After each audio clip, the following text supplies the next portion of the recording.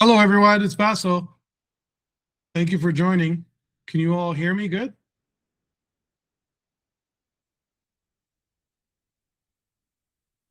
I hope you can. All right, I wanted to just give everyone a few minutes to join. And we'll get started in just a few.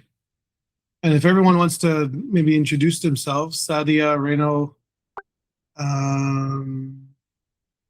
Mujtaba. Yeah, that would be nice if you shared a little bit about yourself and what you do and what your experience is with data enrichment. That would help. If you don't mind, uh, if you'd rather not, that's okay. It's up to you.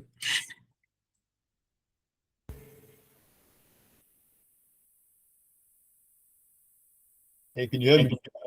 Yes, I can hear you. How's it going? Yeah, I'm good. How are you? Good. I'm good, thank you. So basically, I've been using BetterEnrich for like a month now. And what I do is I do a lot of cold calls. So I use it to find phone numbers.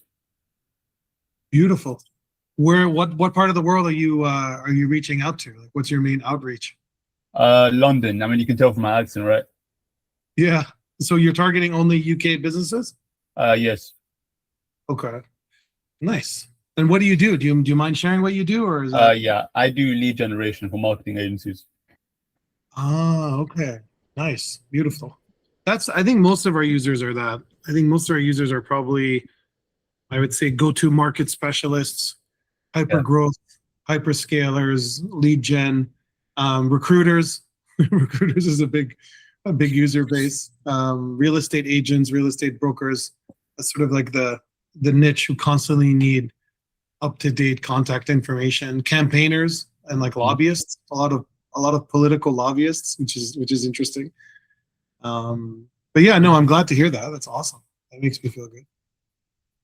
We spent a lot of time building out the phone-based waterfall, so because that's complicated, and then you have to, and then there's so many rules that you have to adhere to as well, you know. So, thank you for that introduction. All right, I think we probably get started. It's 10:05 my time, so I'll start. So my name is Basel. I'm the co-founder of BetterEnrich. So my background has been mostly focusing on product engineering and data science. So that's sort of like my little specialty there. And I used to work at most recently at American Express, where I was the director of AI and product engineering. And I used to have a little function, a little team there where I was driving corporate payment analytics and infrastructure builds, right? So a lot of what we were doing also was like heavy processing and heavy enrichment of data. So that's really what I wanted to go through today, is to just try to help you all know how to best leverage waterfall-based approaches to enriching data sets. So if you have a list of prospects that you're trying to go after, right? So like Mushtaba was saying, right, in terms of cold outreach, or if you have existing customers that you have, or existing users of your platform that you have that you want to enrich and you want to learn more about them, then that's where I think those are the kinds of methods that I wanted to focus on. Because I've been doing that. That's been a huge amount of focus and effort on my end, is focusing on enriching who is actually using BetterEnrich and who is actually using some of the other products and platforms that I have. Because that's massively helpful in personalizing outreach and being able to connect individually to each user and to each prospect in a more informed way, rather than doing it broadly. You're doing it in a very educated, intelligent, and a targeted way. So yeah, I mean, that's basically it.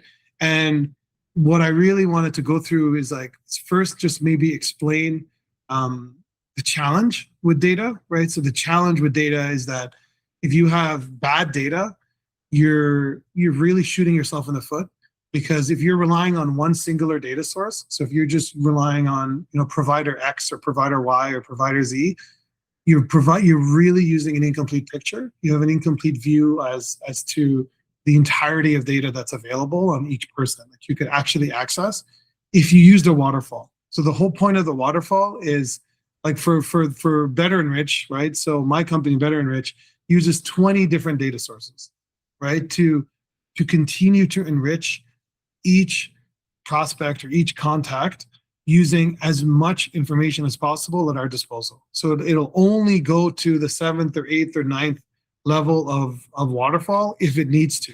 And I feel like probably the best visual is the homepage. So if you go to the homepage and then you go to here, so for example, work emails. If you're trying to find a work email that's actually accurate, you can't do that using Find Email, right? You can't use that. You can't do that only using Prospeo. So what we do is we essentially rely on each of these individual email verification providers, right? So Finding Email, Prospeo, Drop Contact, Datagma, etc., plus 5 or 6 more, and then we only reach that level in the waterfall if needed, right? And the intent is if it successfully finds an email, work or personal email, only then are you using upper credit. So that is like, that's the whole basis of the workshop, right? Is to show you how you can enrich your data sets inexpensively versus using other services where they charge you up the wall for every single verification attempt, which makes no sense to me, right? You should only pay for actual valid verification. So that's like a visual representation of what a waterfall would look like. And the same thing for personal emails, the same thing for mobile numbers. So mobile numbers is considerably more difficult because when you do phone verification, the majority of systems and vendors, they offer you is like a work phone verification, or they offer you phone numbers that are way old, that are like legacy mobile numbers that don't even belong to that person anymore. So you're like trying to have a conversation with them and they're just like, why are you calling me, right? They're going to tag you as spam. You're not going to be able to get the service line like activated anymore. You're going to just pay the price long term. It's the same thing with the emails. So the whole point of using a waterfall is to make sure that when emails are sent, so let's say you're targeting Aaron Walsh as like the VP of marketing at Notion, for example, just as like an illustrative example. If you don't have his personal email and you think you do, and you try to send it to him and you say it to like awalsh@hotmail.com or aaron.walsh@gmail.com, and he tags it as spam, then you've just essentially destroyed your domain reputation. You've destroyed your email deliverability. That's what I mean when you shoot yourself in the foot, right? You're essentially operating at a significant disadvantage up front. So the whole point of using an enrichment solution is to be able to reduce your bounce rate and to increase your deliverability and to build up your domain reputation. So your domain reputation could be like companyx.com. That's the domain. You want to build up as much reputation positively around that by making sure that your messages and your phone calls are being delivered successfully. Yeah. So hopefully this is making sense. Like this is clicking, but enrichment is defined in many different ways, but essentially it's through phone, email, and also trying to build a profile of each person, because each person, let's say you have a demographic profile where you have like their age, their age, their location, their job title, their company profiles, their biography, their credentials, qualifications. These are like simple demographics most people have. But you also want to have psychographics, right? You want to have what are their interests? What are their disinterests? What are their likes, their dislikes? What things do they have some type of natural affinity to?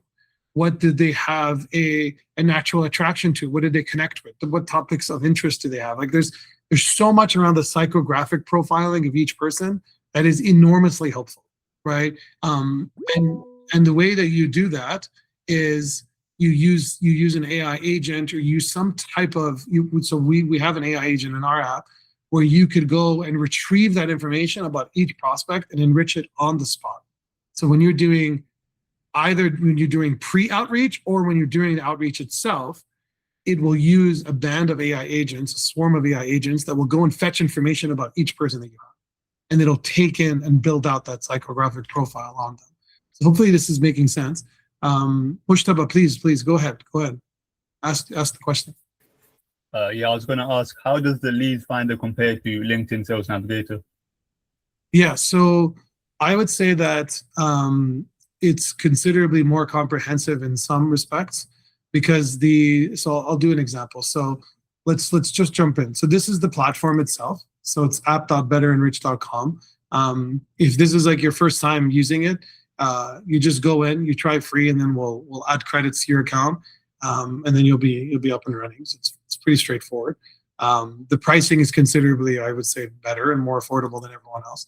But if you're going in here, what you would do is, if you already have a CSV of leads or prospects, you just click import a CSV, and then from there you upload your CSV file. So it's very simple, right? It's just a structured Excel or CSV file or flat file, pipe delimited file, TXT file. You want it to have in CSV format. You import it into the tool, and then it'll already interpret all the metadata around it. So it'll interpret the column name and then the rows of data. Once you do that, then you'll have the data, and it'll look like this, right? So it'll say, let's say it'll have the first name, it'll have the full name, the last name, right? So it has all of your structured data by each of the prospects here.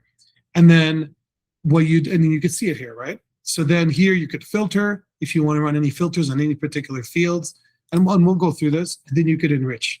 So that's what you would do if you have already some prospects that you're trying to go after, and you just need to enrich that data set with work emails, personal emails, phone numbers, likes, dislikes, interests, etc. Like their social profiles and so forth. Like you're trying to retrieve their LinkedIn profiles or their Facebook profiles. That's the basis of enrichment, right? But to go to your question, so you can also, so like this is what I like to do, is I like to just use the people search function, right? Which was called Lead Finder, but now it's just called People Search. So if you go to People Search, what you would do is there's two sections to People Search. So it's structured in two ways. Module 1, which is the people database, and then module 2 is the company database. Okay, the cross section is what you're seeing here, right? So you have the people, the companies, and then together is what's providing that unique data set, right? So there's a lot of granularity here, Mushtaba, that you can't find in Sales Navigator. Sales Navigator is not meant for you to scrape and extract and export, which there are ways to do that, obviously, but it's technically against our terms and conditions. But there's granularity here that you won't be able to find there. So especially around like revenue numbers is extremely helpful to be able to see, okay, like which companies have received and secured like pre-seed funding, seed funding, Series A, B, C, etc. funding. Have they like secured a convertible note? Are they having private equity funding? Are they being considered potentially through a deal desk? Like, what's the founding rate? So that is one massive amount of information that's not available. A second is around headcount growth, like any type of quantitative metric around revenue, income, employee growth, employee deterioration, in terms of founding years, like employee size is also not the same in Sales Navigator. So like it's very limited in terms of what you can do. So I can show you. So if I go to Sales Navigator and I'm going in and let's run a search for, let's say like recruiters, okay? And you're reaching out to people. You can say what the current company is, so you can exclude some. You can say a role, so which role are you looking after? What title? And then you can say, let me expand this. And then you can type in seniority level, past job title, years in current company, years in current position, and you have all of this, right? But actually, when you look at this deeply, it's very limited. Like there's a lot that you can't do. So you can do company headcount, but look what it does. It groups it into these bins, right? And that's not precise enough. And then the other challenge is you can only do company types in this way. You can't do any of the things that I was talking to you about. So you can't do anything to do with employee size from using clear minimum and maximum. You can't do anything to do with revenue. So if I want to have, like, so typically what I'll do is I want to say, I want to have companies that are minimum of 10 and above, but only up to, let's say 1,000. And I want to have companies that are making making $1 million and above, and up to 100 or up to, let's say 20 million. 1, 2, 3, 1, 2, 3. So that's 1 million to 20 million, 10 millions and above. And then I want to look at people I want to look at companies that are not public, right? So not publicly traded companies. So these are all privately managed companies. And then headcount growth, employee by department, I'll keep that. And then I also want to look for, let's say we're looking for, let's say we're looking for companies that are working in like aviation or aeronautical engineering, right? So let's say industry. I want to do company industry, aviation, aerospace. And let's see what else. Airlines and aviation. Let's say those two. Those two are big major industries. So that's good enough for now. And then for marketing agencies. Okay, let's do it for marketing. Let's do it for marketing if you want. So marketing. Right.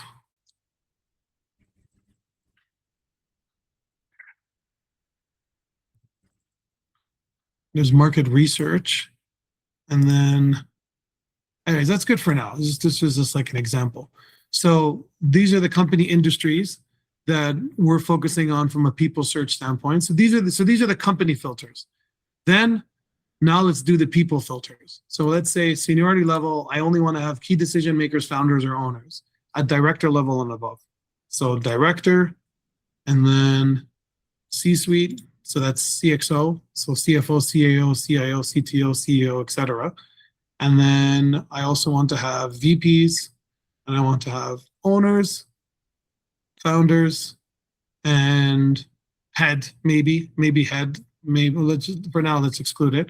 So we have director, VP, C-suite, owner, founder. And then I want to, there's another thing, location. So when you go to Sales Navigator, you only have a singular location field.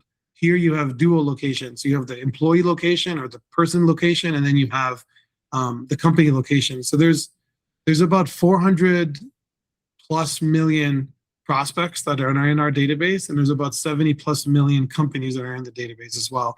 So, but these are people who are employed at a company or working for themselves. Right? That's what's defined as a person.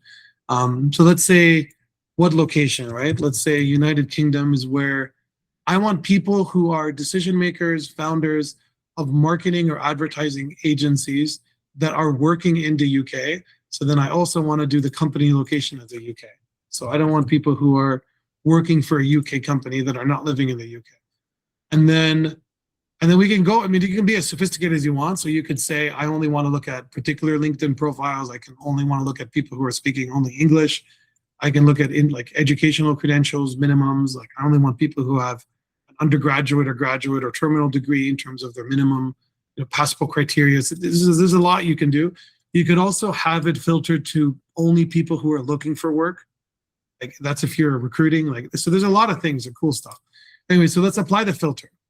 So now it's saying in the UK, there are 18,000 prospects that are considered key decision makers that are directors, VPs, SVPs, EVPs, presidents, and C-suite and founders that are working in marketing and advertising that are making part of companies that are of at least 10 employees up to 1,000 that are making 1 million and above up to 20 million.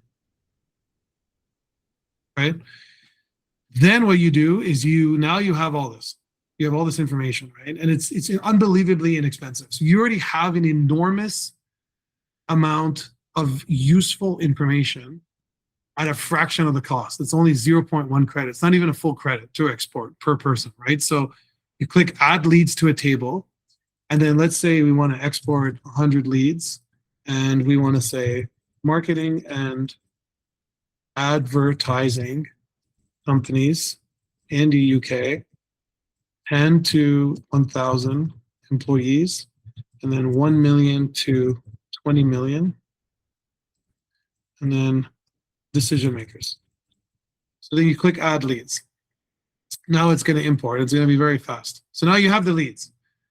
If you want to go ahead and start working on them, you click view imported leads. If you don't, you just say find more leads, and then it'll have all of your predefined filters and everything that we just set up in the parameters. It'll be set up for you. So then you go to view imported leads, right? This is where it gets fun. So now you have 100 decision makers, and you have like an enormous amount of data, right? It literally only costs 10 credits for 100 people that you can reach out to. You can just go ahead and export this and start reaching out to them. Or you can enrich them properly, and you can say, okay, what do I have and what do I need? So you have first name, last name, you have full name, job title, LinkedIn URLs, right? So you already have all of that. And then you have their X URL if it's available, their Facebook URL, their headline, summary, location, their company name, and then you have their company domain, location, industry. So you have just so much information already on what they're doing. If you want to run a filter, you say add filter. You choose the individual variable that you want to filter to. So like, let's say, we can do keywords also. You can just say keywords and then filter to contains the word like marketing. If you want, you can do that, or you can filter to a specific title if you want as well.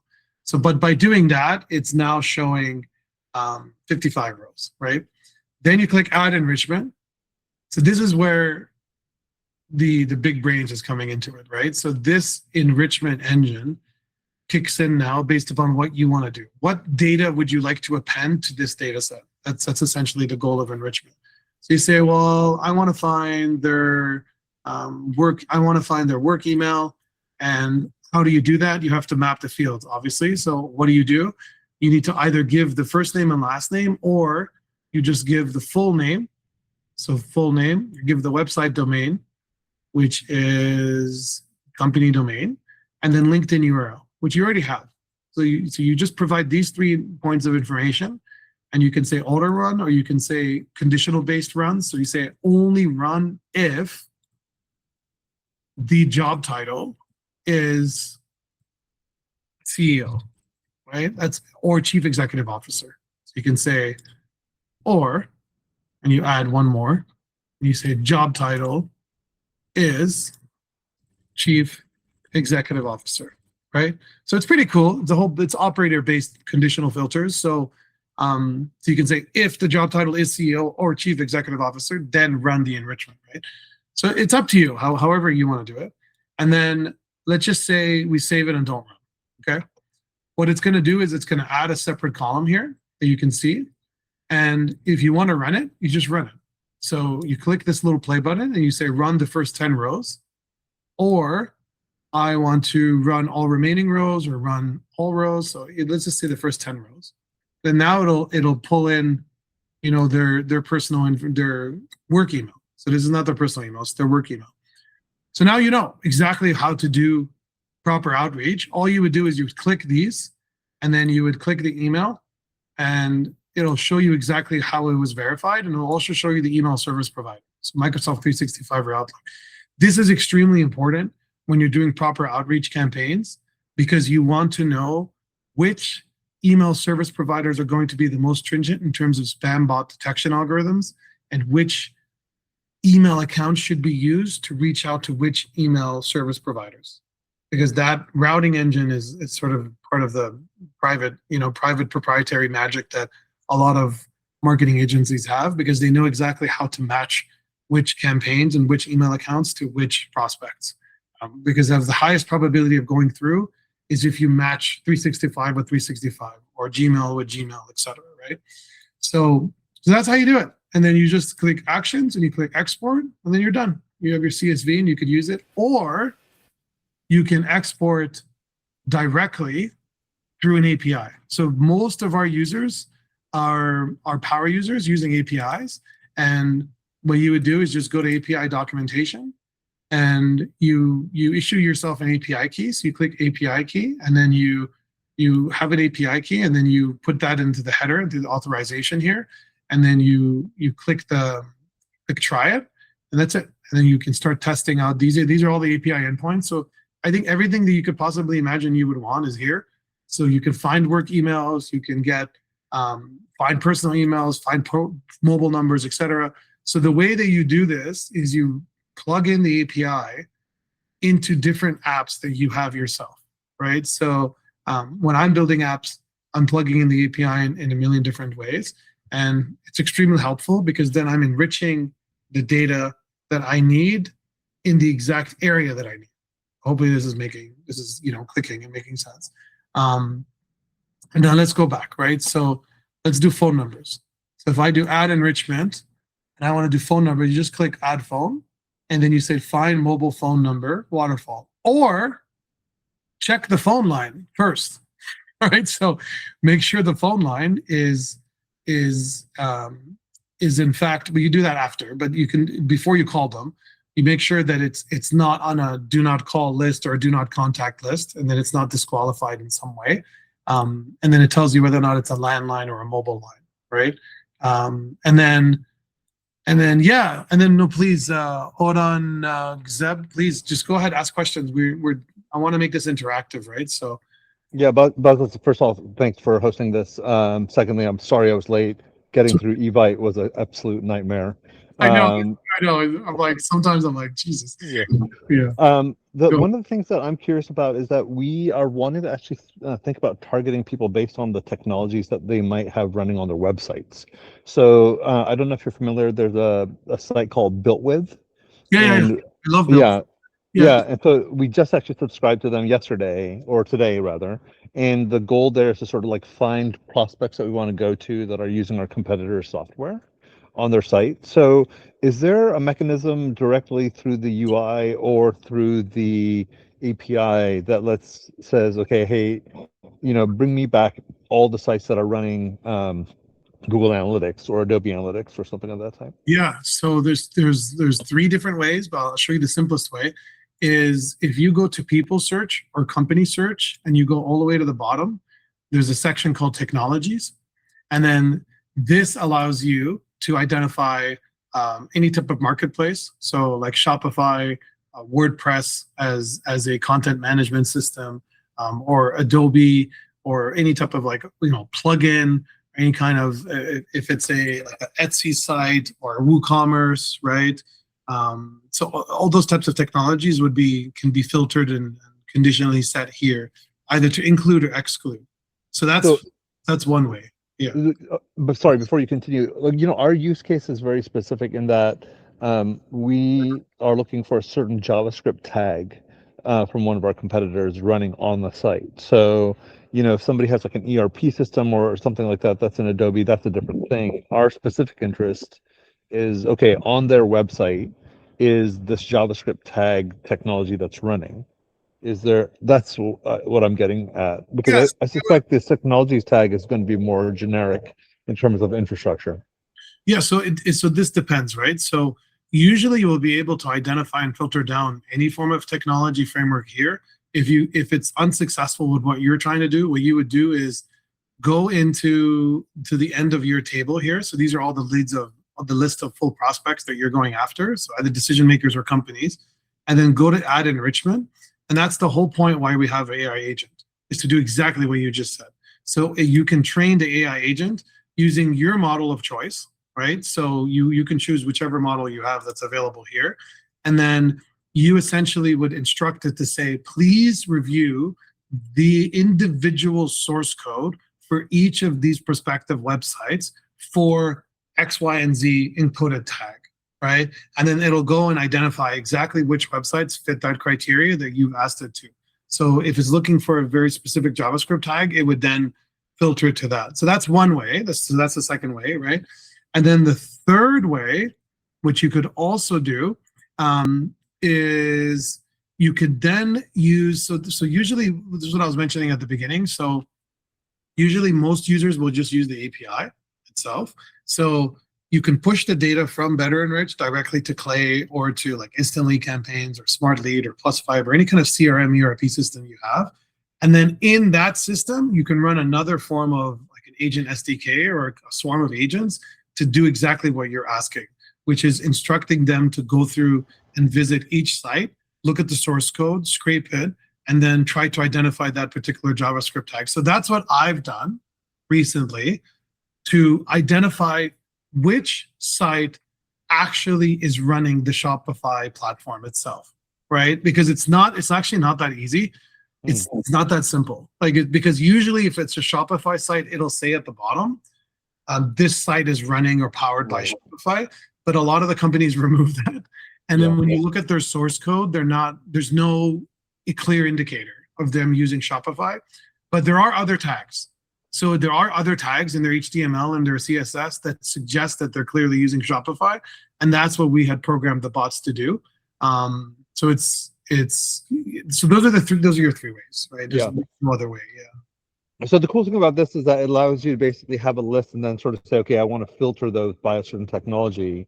What if you want to do the inverse, which was that say, look, I just want a list of all the companies that have a certain technology and then go after the people at those organizations. That former one where you're sort of searching by technology is going to be a much, much broader pull, right? Because it's like basically all e-commerce sites on the web, as an example. Well, no, it's specific to the technology, right? So if you go to like build with that you were just talking about, right? Let's say we go to like Pixabay, which is like that massive, stock image, stock video, and then you say, let me go to a very specific form of technology, so like Cloudflare, Facebook, or CAPTCHA bot programming, or spam bots, or like a specific type of technology. If it's a clear identifier, you would be able to filter down to it in here. So you would type in like Adobe something, right? It depends on exactly what you're looking for, right? Will that work if that's the only filter? So you know what, I might be. I think you missed the beginning. Let me explain to you how this works. So this has the entirety of the database is like 400 million plus prospects across 70 million companies, and it's showing the cross section. So you wouldn't run it just like this. You would say, to target. That part I got. I think we've used like Apollo in the past and stuff like that. I think perfect. The thing that's a bit of a trick for us is that we're trying to identify sites that run a specific technology and then find the executives at those companies. That's exactly what. So my question here is that in that technology section, you could then put the name of that technology that'll scan your database for if they run that. I guess I'm getting at like what's the level of fidelity of the data in the database? Like, for example, the tag we're looking for is a company called Tagstar. They're not a huge company. They've got about $10 million a year in revenue. I suspect that maybe they've got somewhere between 50 to 250 customers that use their technology. So if we say that, okay, look, we're looking for everybody that uses Tagstar, are you getting to a point where, it's such a minuscule sort of portion of the internet that uses that technology that identifying those companies would be tricky? I think it depends. I think it depends on the circumstances. We just have to experiment and do like a live side-by-side comparison and then see how it goes. I think this would definitely be my first pass. So it'd be like multi-layered, multi-laddered steps, right? So first step, using this approach. And then the second step, potentially that would be done, would be the other way that I was showing you, using like a swarm of agents that will go to each individual prospective website that you are already targeting, and then filtering it down contextually to see which ones are using StarTag, right? That's how I would do it. That's the only way. That's the ultimate way. So, oh wait, you're on mute. You're on mute, brother. Oh, thank you. You're welcome. Yeah. So hopefully that helps. Are there any other questions like related to that or anything else? I don't. Again, apologies for if I missed this at the beginning part. But did you cover like what the unit cost mechanism is? Yeah. So the unit cost mechanism it's all based upon a credit system, and it's considerably more affordable than any other platform, simply because we have proprietary relationships with each of these vendors that we're working with, and then we have our own database itself in-house that we use, and we're processing such large amounts of volume that we can offer a competitive rate. But the biggest thing is we don't ever charge for wasted credits. So if the system is not able to produce an accurate signal, an accurate field of information, like a mobile number, a work email, mobile email, we don't charge the credit. This is the biggest difference with other systems, is they completely exploit you, and you burn through all your credits on a list that you're like, what the hell, what just happened, right? Like it's so frustrating. So we made sure, it's obviously expensive, but it's important for us, like that we maintain this rule, is that we only get charged for valid qualification, right? Yeah. So, when you were talking about the AI agent swarms, Yeah. Do you have the ability to upload your own API key, or do you use your credits towards those searches? So when you go add enrichment and you click AI and you click AI agent, you Mhm. essentially would be able to say BetterEnrich managed OpenAI account, or you click add account. Okay. And then you can add more. And then right now it's just GBT, but we're gonna be adding many more. So we'll be able to integrate virtually every AI system. So if you want to use some of the other ones Yeah. that are smaller, that are much more, I think, affordable, that are potentially even more. Yeah. So I was like, just going to make a plug. One for Anthropic, like the whole company for us is completely Anthropic rather than GPT. But then for a lot of like small work that we do, I would make a plug for DeepSeek. exactly. Or GLM. GLM is also very good, and it's like at a fraction of the cost as well, right? So so yeah, that's how you would do it. And then you can also, you specifically say, I only want to, Google search X amount of results, or I only want to have five web page visits deep. So five pages deep in terms of being able to go deeper and scrape, etc. So, but yeah, hopefully that that answers that. Absolutely. Thank you. Of course, you're welcome. So where are you, by the way? It looks beautiful. Are you in California or where? Yeah, I'm in California. Where are you? I'm in Arizona, so like Oh, got it. we're living in heaven here. So like Okay. it's incredibly hot, but it's nice. It's just so green around you. Yeah, I don't want to monopolize the time of others on the call, but I got your information for this call from one of the brothers on one of the investor groups that I'm in. Okay, nice, good. Well, it's nice to meet you. I'm happy we Likewise. But yeah, the only other thing I was going to show was the mobile number verification, because this to me is probably like the single most critical piece of information that I think most people don't use because it's so hard to find. So all we need is the LinkedIn URL. If we can get the LinkedIn URL, we can give the information. So these, and I'm going to try to hide some of this so it doesn't reveal any confidential data, but when it runs, it'll give you the mobile number of the person. So you can reach out to them. Obviously, you're responsible for adhering to the regulatory and compliance rules for your particular jurisdiction that you're working at. But these are the phone numbers, and they're very accurate. And then once you have the phone numbers, you can then say, this is the carrier, this is the line type, this is the country, etc. So Mushtaba, you were asking about targeting decision makers who are from marketing agencies in the UK as part of your cold calling approach, right? So this is exactly how you would do this and how you would use the people finder for it too. And then the other thing you would do is you would use the AI agent to enrich more information about each prospect that you're going after. And this is what I was talking about, the psychographic profile, because you want to know what their likes and dislikes are, what their interests are. Do they like a particular kind of cuisine? Do they like sports? Like I've done this recently with a prospect that we were targeting, where I saw in his profile, he had pictures of him playing basketball, which is like a huge love of mine. So that was like the first thing I said to him in the outreach was like, oh, I'm a huge Phoenix Suns fan. I'm a huge Los Angeles Lakers fan. Like, I could see that you're a big fan of basketball too. And it was like a point of commonality. So it was like a point of being able to connect with each person. So this is where like the agent is very, very, very helpful. But yeah, I think I've covered a lot. Maybe I'll just pause there for like some time. Let's go through some questions. Yeah, please go ahead. Both of the other question that I had was that you were talking earlier about how when you do a match on the email, that understanding that the provider Yes. is who the email provider is, that's sort of news to me. We do things like sort of warming up domains and stuff like that before we send out emails. Can you speak a little bit more as to what you're talking about when you say that, and then what are the mechanisms that I think some of the emails that the email demo example that you brought up was Microsoft 365 email. What's the mechanism of then finding the best way of using Microsoft 365 for that outreach?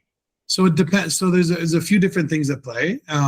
So one thing is when you're doing any kind of cold email outreach campaigns, like you said, you have to warm up the accounts. That's part one, right? But the second thing is you need to make sure that when you're using a rotation of accounts, that you're not just using Google Workspace accounts, or you're not just using Microsoft 365 accounts, because Microsoft 365 accounts are considerably cheaper than Google Workspace accounts, and you can create essentially an unlimited amount of email accounts from one major, father account or mother account, right?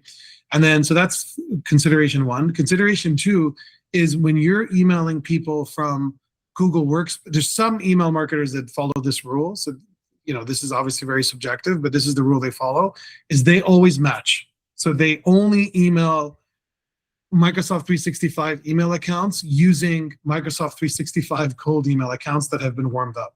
And they only email Google Workspace accounts from Gmail or Google Workspace cold email accounts, right? So they match it. I personally don't follow that rule that strictly. I like to randomize. So I use it to randomize. I don't want to email, a Basel at xyz.co or .com, and then I'm emailing only Microsoft 365 accounts, or I'm only emailing Google Workspace. I try to randomize it, the time, and I also randomize the outreach, and I also use different variants of different versions of drafts of the emails. That's the only way that I feel that I've been able to get around the spam bot detection algorithms that are very strict. And then the other thing is that these systems are becoming considerably more sophisticated now than they ever were. And that's just the reality of it. So all these tricks that you see people using where, I'm going to use lowercase in the subject, or I'm going to say, Basel, comma, how are you in the subject line, and you're going to try to personalize it that way, it's not enough. Those techniques, they worked great 5 years ago, but it's 2026. Like, these systems have the most sophisticated spam bot layers of protection that they're going to block people coming to you. So you gotta go up way above and beyond. Like, every email's gotta be personalized. It needs to be short, simple, to the point. Any clear indicator of there being a filler or like a double hyphenation or an M dash, those are all red flags that this is AI written, and it'll go right to spam. So you just, you're screwed. So it's like reducing volume more than ever. You can't send 100 emails a day from one account. Like, you should be, unless that account's like very senior and it's been warmed up for a long time. So like reducing it, randomizing the time, changing the draft. So those, every piece of information that can be used, you should use. That's essentially is my main point. Yeah. Oh, you're on mute again, brother. Yeah, thanks for that.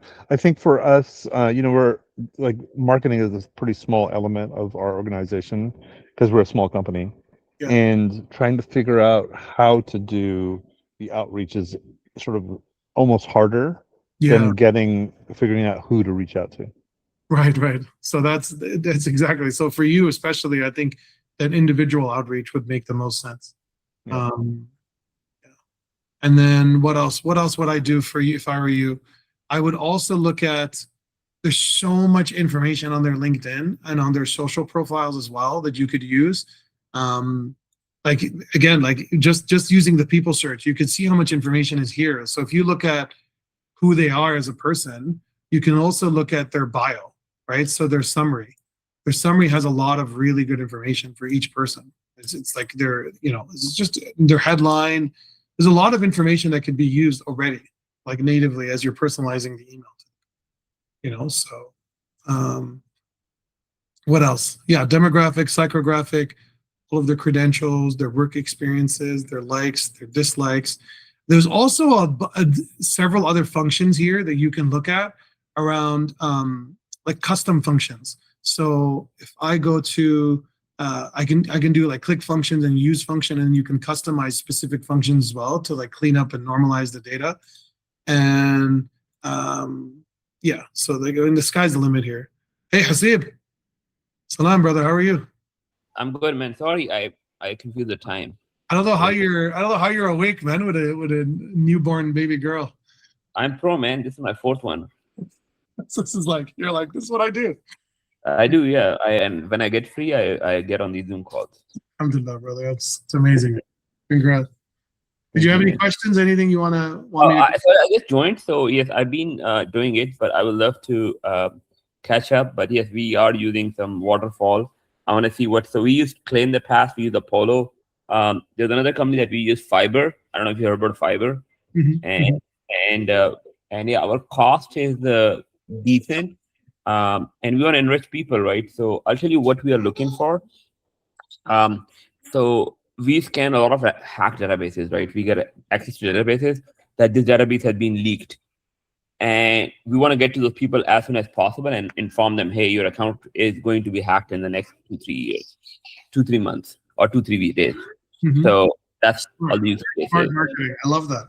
Yeah, that's smart marketing. I mean, that's exactly what this is for. So essentially what you would do is you would go into the enrichment engine here, like app.betterenrich.com, and you would do import a CSV, or you could plug directly into the API that has the database itself of prospects. And then what you would do is then it would take you to a screen that looks like this. So it has all of your person, all of the people that Sorry, you. is that your company? Yeah. So this is my company, BetterEnrich. Okay. Okay, cool. So, and then once you have all of this, then you click add enrichment. And again, you can do this through the API, but then once you do the enrichment, you could find and verify every work email, personal email, etc. You could also log in and drive in all of their LinkedIn profile information. So, everything you could possibly imagine you would want to know about them, you would use to their advantage. You could plug in an AI agent as well to go and fetch and crawl and enrich data using their information. So if you have their first and last name and their company, you can find a lot of information that way, or their first and last name of their company and their email, you could find even more information about what they've done. So then that outreach to them will be even more personalized, and you can almost you can try to instill fear that way, because I know that's the whole intent, right, of the whole mobile safety company that you're running is you want to try to almost you want them to be aware of what the potential risk and ramifications are, right, of their SIM card being swapped. So it's a massive risk for them. So you don't want their information being leaked. So you could definitely, I would use this type of information, right? And then, and I mean, that's essentially it. So there's just a lot. There's any data around their likes, dislikes, you can enrich it using this. So my question is we have to bring on our API keys, or it's when I look at the plan, it includes that. So if you go into AI agent, you could click the model you want, and then in this account here, you can choose which account. So right here, like what I'm highlighting. So you can choose the BetterEnriched account, or you can add your own account. And if you add your own account, you can name your own API key. So, and then we'll add more models. Right now it's GPT specific, but we'll add many, many more soon. So okay, but what about a click, email credit? So imagine I want to do my phone number. I say, okay, I from phone number I want to enrich everything. Yes. Right. If you want to do it that way, all you would do is you issue yourself an API key, and then you use our API endpoints. So this pricing and everything included, so I don't have to go to every company register and do it. That's the whole point, right? That's the whole point of the waterfall approach is we have 20 different data providers, one API key, and then it'll enrich everything for you. So if you go to the homepage, this is literally the best example I can give you is this. So if you're trying to find the mobile phone number from Marcus Rivera, it will go through a waterfall, a sequential process. It'll go through Visa. If Visa doesn't have it, it'll go through Forager. It'll go through Data Dogma. So we have proprietary relationships with each of these vendors. And then we have our own system as well, right? So we only keep going down the waterfall based upon the level of depth and what's required. If the first 3 or 4 sources don't have it, then we go to the 5th one, then we go to the 6th one, etc., until we find it.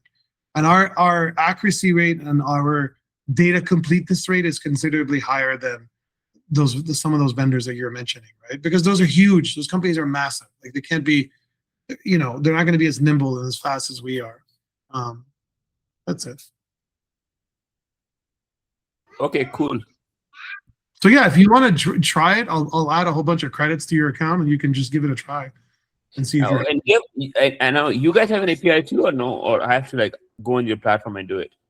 No, we have. So once you click try free, all you do is once you create an account, I'll see it, right? Or you can message me, and then I'll add some credits, and then you log in. Once you log in, you click API key, and you take that API key, and you're on your way. Okay, and do you share data of which enrichment I did, or what's your privacy policy? So I only see what you are willing to share. So yeah, don't worry. We don't look at anything like that. We, No, I'm we just curious, right? So, no, we have to adhere to every information security protocol and compliance framework under the sun because we're a US based entity, right? So okay. pretty much have no we have no freedom to do beyond that. Yeah. So, but yeah, this is it. Okay, great. So I just made a plan, so I will check it out and I will use it today. Sounds good, brother. I'll be waiting for you. All right. Well, if there's any other questions we had a few other people join, Sadia or Mushtaba, any other questions from you, brother, or Odam? Yeah. But I ask, so right now what I'm doing, I'm going to get LinkedIn Sales Navigator, and I get a lead list from that, and I put that into Vein, and I put that into BetterEnrich. So how can I make that process more efficient?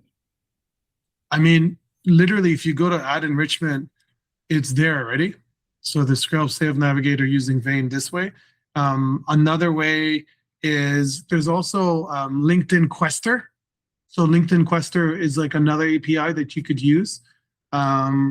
And I wouldn't do it manually like that. So I don't typically use this interface that much unless I want to do like quick and dirty enrichment, fast. I usually do everything through the API. So I have my own custom apps where I'm enriching the data on the fly. So for example, for this, right? So let's say this is for FirmAdapt, which is like an AI transformation company, and I'm trying to target any company or prospects that are at a particular group of workforce like leads, right? That are coming in from Sales Navigator. So this has BetterEnrich natively integrated into it. So I'm not using the betterenrich.com interface, but I'm using the BetterEnrich API as processing all of the enrichment backend. And all I'm doing is I already have everything that's being pulled in, and then I'm enriching it using the name, the email, etc. I'm using BetterEnrich. So that's how I'm doing it. I'm doing it through the API primarily. So I could do it. That's the fastest way to me. We didn't talk about catch-all emails too, but that's like a whole separate thing. But anyways, I hope there's a lot of information I covered today. That was probably enough for now. But yeah, if there are any other questions, just, please email me, let me know. It's Basel@betterenrich.com. And I'm happy to help, guys. So Man, so is it because you're doing email enrichment? Can we say that we are in a bear market? I'm gonna do that. I'm gonna do another workshop tomorrow for that. We'll go through the financial. Yeah. Okay. I honestly, when it comes to Bitcoin, I'm still very much sticking to my targets. Like I've been fortunate enough to have those targets being hit, and they're spot on. Like it's just I don't feel like the bear market's ending until Solana maybe goes below 60, and then Bitcoin closer to 50, and Bitcoin goes below 50. Like it's just. Did this call just turn into a crypto boys call? Yeah, a little. I saw your interest peak. You're like, whoa, what's going on? I'm actually someone woke up, right? I'm short Bitcoin. Yeah, there you go. You're an intelligent man. All right. Yeah. So, all right, guys. Well, thank you for your time. I hope. Thank you, Basel. I'll shoot you an email. Sounds good. Thanks. Guys. All right. Bye-bye. Thank you. Thanks. Assalamu alaikum. Take care. Alaikum salam.